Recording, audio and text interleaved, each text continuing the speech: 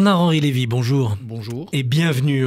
On va vous retrouver ce matin et lundi autour de votre livre Solitude d'Israël qui vient de paraître chez Grasset et qui est un livre, comment dirais-je, qui est un livre perturbant. Parce que vous y témoignez non seulement de ce que vous avez vu, des analyses que vous en ressortez, mais aussi d'un pessimisme, si j'ose dire, en tout cas d'une grande peur, d'une grande angoisse. Vous dites, le 7 octobre, c'était un mal absolu, un mal pur, jamais depuis la Shoah, des Juifs avaient été massacrés ainsi. Et vous ajoutez cette phrase mystérieuse dans Actualité juive, l'actualité juive auquel vous avez donné une grande interview. C'est un mal pour rien. Qu'entendez-vous par là ? Un mal pour rien, ça veut dire un mal qui n'est dicté par aucun objectif politique, aucune considération de revanche, aucune humiliation antérieure, enfin, un mal pour le plaisir de faire le mal. Ça s'appelle le sadisme, ça s'appelle la cruauté absolue, et ça s'appelle pour un philosophe le mal radical. Est-ce qu'il n'y avait pas un objectif, et notamment avec les images que les terroristes ont diffusées, c'est d'éveiller des vocations partout sur la planète pour que d'autres pogroms surgissent ?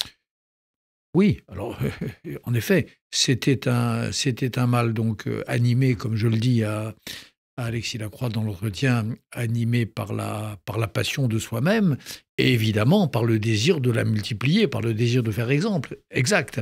Mais ce que je veux dire par là, c'est que on était là à l'extrême du terrorisme, à l'extrême, c'est-à-dire que il y a des actes terroristes qui sont toujours injustifiables, mais enfin où on se dit j'ai un agenda politique, je veux libérer une terre, je veux combattre pour telle ou telle cause. Là, c'était même pas le cas. Les hommes qui ont commis ce pogrom étaient muets. Et n'était animé par aucune autre intention que de violer ces femmes, que de brûler ces corps et que d'organiser cette battue. Voilà.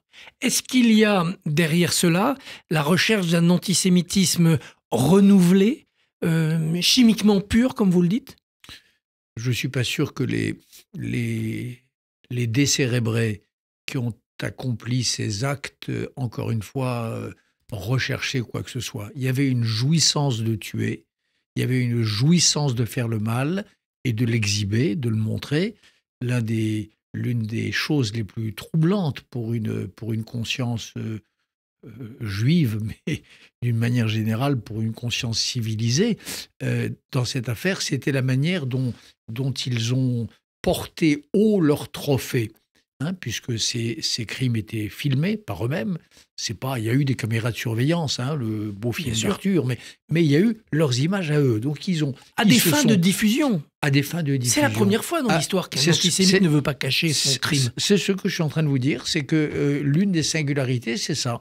C'est qu'ils n'en avaient pas honte, qu'ils en étaient fiers, et que, en effet, à l'opposé de ce que faisaient les hitlériens, qui cachaient leurs crimes, qui en effaçaient les traces, qui prenaient garde à ne surtout pas laisser le moindre ordre écrit. Vous savez tout ça, conférence de Wannsee et autres. Là, il y a eu la volonté de diffuser, de montrer, de faire circuler, de se glorifier en temps réel de ces actes immondes. Voilà. Et ça fait partie des nouveautés de l'événement. Vous dites, page 28, c'est un événement qui a une postérité, qui est du monde qui vient. C'est cela qui vous rend angoissé, voire pessimiste ? Angoissé, oui. Pessimiste, non. Parce que je ne suis pas un tempérament pessimiste et je pense qu'Israël gagnera cette guerre et que la bataille contre la vague antisémite mondiale, elle peut être gagnée aussi. Mais oui, ce qui m'angoisse, c'est ça. C'est que le Hamas, en effet, quand je dis le monde qui vient, d'ailleurs, c'est une expression qui pourrait avoir un tout autre sens, mais là, je veux dire la géopolitique à venir. Le Hamas fait partie d'une alliance. Le Hamas, c'est pas le Hamas. Le Hamas, c'est l'Iran, c'est la Russie, c'est les califats sunnites, islamistes, radicaux, c'est peut-être même la Chine en back-office. Le Hamas, c'est un Lilliput adossé à des géants. Voilà. Et donc, cet événement du 7 octobre a été peut-être, ce qu'à Dieu ne plaise, mais c'est possible, les 3 coups, comme au théâtre, de quelque chose qui ne sera pas du théâtre, qui sera une dramaturgie tragique. Vous disiez dans Actualité juive, comme nous avons éradiqué Al-Qaïda et Daesh, il faut maintenant éradiquer Hamas. Et depuis, il y a eu le 22 mars, il y a eu Moscou, et Daesh est encore actif. C'est une bataille sans fin que nous devons mener. Elle est sans fin, certainement, mais sans fin, ça ne veut pas dire qu'il ne faille pas la mener. C'est comme l'antisémitisme, c'est une bataille sans fin. Mais enfin, on peut gagner des batailles, on peut faire du containment, on peut empêcher le mal, la bête de progresser. C'est ça l'objectif. Moi, je suis toujours, en effet, dubitatif quand j'entends dire qu'on va éradiquer, par exemple, l'antisémitisme. On ne va pas l'éradiquer. On va le contenir. Mais on peut le contenir. L'islamisme radical, Daesh, Al-Qaïda, Hamas, et c'est la même chose, c'est la même bataille. On ne va pas les éradiquer, il restera toujours, mais on peut en revanche les vaincre militairement, leur retirer leur base, comme on l'a fait à Mossoul, à Raqqa ou en Afghanistan en 2001, et par conséquent réduire très fortement leur capacité de nuisance. C'est le devoir des démocraties. C'est pourquoi je dis dans le livre, Solitude d'Israël, que le devoir des démocraties, le devoir du monde occidental, le devoir des États-Unis et de la France, c'est de se tenir aux côtés d'Israël. C'est pas un cadeau qu'on fait à Israël. C'est pas une espèce d'acte de bienveillance. C'est notre sécurité. Évidemment. On va revenir sur l'attitude de l'Occident. Un dernier mot sur le Hamas. Vous le dites, page 147. Ils savaient qu'il y aurait une riposte militaire. En tuant des enfants, tu seras renvoyé dans le scandale du monde. Voilà. C'est cela le piège qu'a tendu le Hamas et dans lequel peut-être Israël est obligé de tomber. C'est exactement le piège qu'a tendu le Hamas. C'est exactement la stratégie du Hamas. Le Hamas, il veut 2 choses. Tuer le maximum de Juifs et que soit tué le maximum de Palestiniens. C'est le double objectif stratégique du Hamas. Plus il y aura de morts palestiniens, plus il y aura de morts civiles et d'enfants palestiniens morts, plus le Hamas pavoisera. Et c'est le piège dans lequel Israël tente de ne pas tomber, précisément. Tente de ne pas tomber. Quand on voit, si on est un tout petit peu honnête, les mesures prises par l'armée israélienne, les précautions prises, le fameux code de procédure que vous détaillez. Le code de procédure, les routes d'évacuation, les cessez-le-feu provisoires de quelques heures permettant aux civils de se mettre à l'abri, on voit bien que c'est justement à ça que son Israël ne pas tomber dans le piège. Mais néanmoins, tous ces efforts-là sont balayés par l'image d'un enfant tué ou d'un immeuble effondré sur ses habitants. Ils sont balayés auprès des gens qui ne réfléchissent pas ou auprès des gens qui prennent pour argent comptant les éléments de langage, c'est-à-dire les images du Hamas. Voilà. Si on réfléchit un peu, on sait... Alors, je vais vous dire une chose qui est d'une certaine manière inaudible, bien sûr, et difficile à dire, mais enfin, ceux qui connaissent les guerres, moi je les connais, mais je ne suis pas un expert militaire, savent que dans les guerres urbaines de cette nature-là, il y a toujours des choses atroces, et notamment des morts civiles.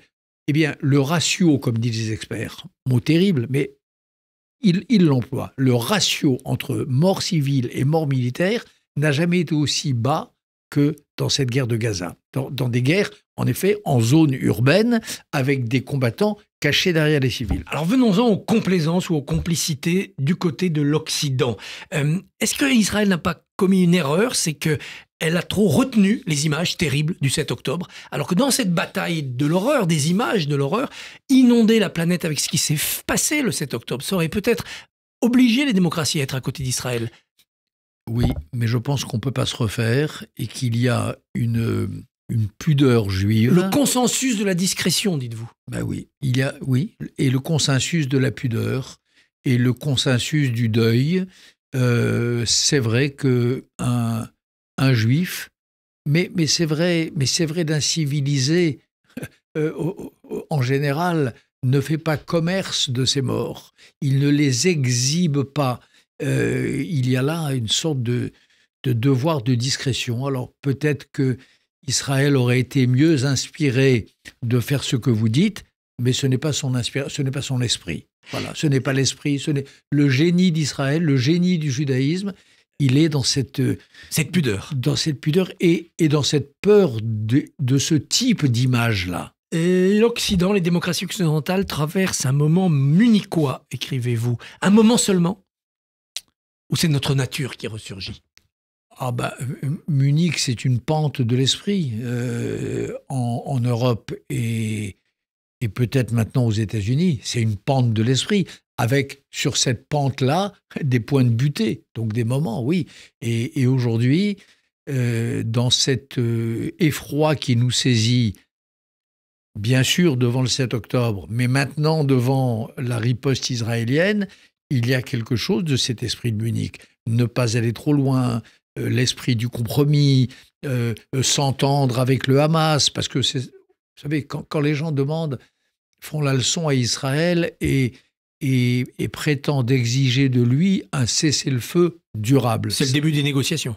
Oui, négociation, pas seulement négociation, c'est le début d'un compromis avec le Hamas qui le hissera sur le pavois, qui en fera le grand vainqueur de cette guerre. Imaginez une seconde, les 3 ou 4 bataillons restants à Rafah, épargnés par cette guerre, sortant victorieux de leur tunnel. Mais ils deviennent des icônes mondiales, des héros de la région. Et là, au revoir l'État palestinien, au revoir l'islam des Lumières, au revoir la paix. Un mot de la France insoumise et de Jean-Luc Mélenchon, qui chez nous a incarné cette complaisance, voire cette complicité envers le Hamas. Vous dites on leur fait bien de l'honneur en les voyant comme des machiavéliens en quête de la martingale permettant de draguer les voix des quartiers.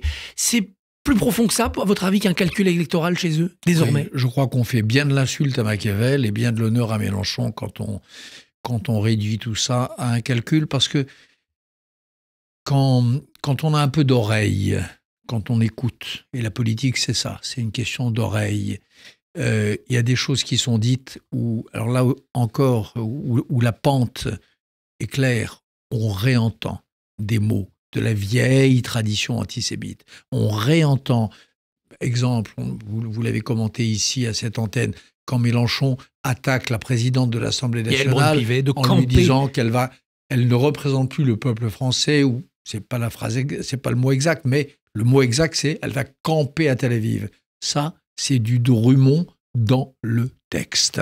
Bernard-Henri Lévy, on vous retrouve lundi pour continuer à parler de solitude d'Israël, mais aussi de l'avenir d'Israël. Merci, bonne journée.